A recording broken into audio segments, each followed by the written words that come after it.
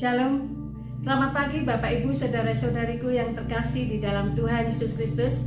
Bertemu kembali dengan Embun Surgawi pada pagi hari ini. Mari kita datang kepada Tuhan di dalam doa. Bapa di surga, Allah yang baik, kami datang kepadamu ya Tuhan dengan penuh ucapan syukur. Kami pada pagi hari ini untuk merenungkan kebenaran firman Tuhan yang menjadi dasar di dalam kehidupan kami setiap hari. Buka hati pikiran kami dan kuasai dengan kuasa Roh Kudus-Mu ya Tuhan yang memimpin kami. Terima kasih Tuhan, kami menyerahkan waktu ini sepenuhnya ke dalam tangan kuasa Engkau. Di dalam nama Tuhan Yesus kami berdoa dan mengucap syukur. Amin. Bapak Ibu yang dikasihi Tuhan, firman Tuhan dengan tema pengharapan pasti terambil di dalam kitab Mazmur 16 ayatnya yang ke-11. Demikianlah bunyi firman Tuhan. Engkau memberitahukan kepadaku jalan kehidupan. Di hadapanmu ada sukacita berlimpah-limpah. Di tangan kananmu ada nikmat senantiasa. Apa yang membuat orang tidak memiliki semangat hidup? Pernahkah kita membayangkan hidup tanpa pengharapan?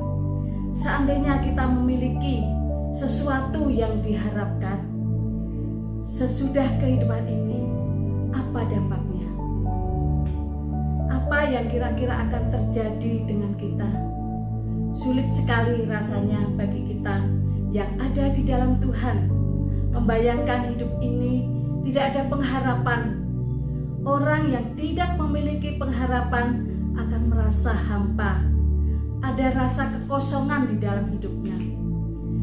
Seseorang bisa memiliki kebahagiaan kalau ia punya pengharapan yang pasti. Di dalam kitab Roma 12 ayat 12 dikatakan demikian. Bersukacitalah dalam pengharapan, sabarlah dalam kesesakan, dan bertekunlah dalam doa. Daud menuliskan di dalam kitab Mazmur ayatnya yang ke-10. Dikatakan bahwa Tuhan tidak menyerahkan dirinya ke dunia orang mati dan tidak membiarkan orang kudusnya melihat kebinasaan. Ada pengharapan yang dilihat Daud melebihi hari ini. Pengharapan yang melampaui hidup yang sekarang.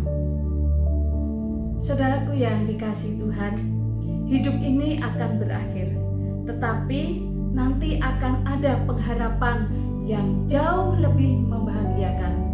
Di dalam kitab Mazmur ayatnya yang ke-11 mengatakan bahwa Engkau memberitahukan kepadaku jalan kehidupan. Di hadapanmu ada sukacita berlimpah-limpah. Di tangan kananmu ada nikmat senantiasa. Inilah yang menjadi kesukaan besar. Ada perbedaan di antara orang yang memiliki pengharapan ataupun tidak.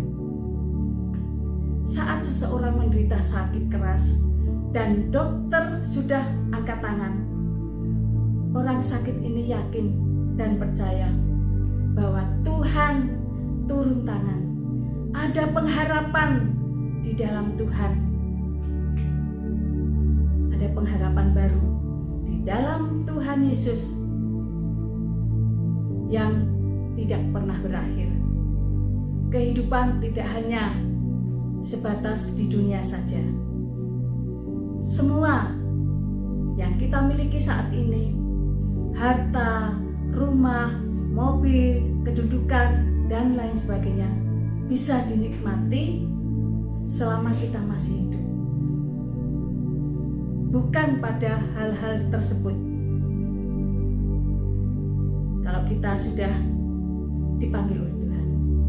Paulus berkata di dalam 2 Korintus 5 ayat 1-5 bahwa kita hidup di dunia ini seperti menempati kediaman sementara yang akan dibongkar kelak dan kemudian menempati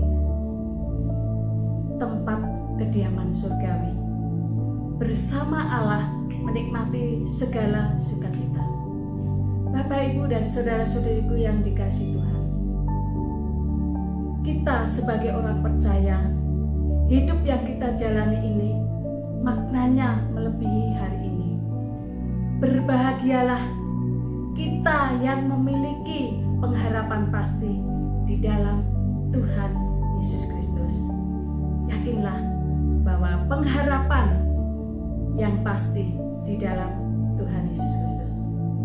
Mari kita berdoa. Terima kasih Bapa untuk kebenaran firman-Mu. Biar kami memiliki pengharapan yang pasti di dalam Engkau ya Tuhan. Karena hanya Tuhan Yesus yang menjadi sumber pengharapan hidup kami. Tidak ada lain ya Tuhan. Apa yang kami miliki di dunia saat ini hanyalah sementara. Namun kami memiliki hidup yang kekal di dalam Tuhan Yesus Kristus. Terima kasih Tuhan. Dalam nama-Mu kami berdoa dan bersyukur. Haleluya. Amin. Tuhan Yesus memberkati.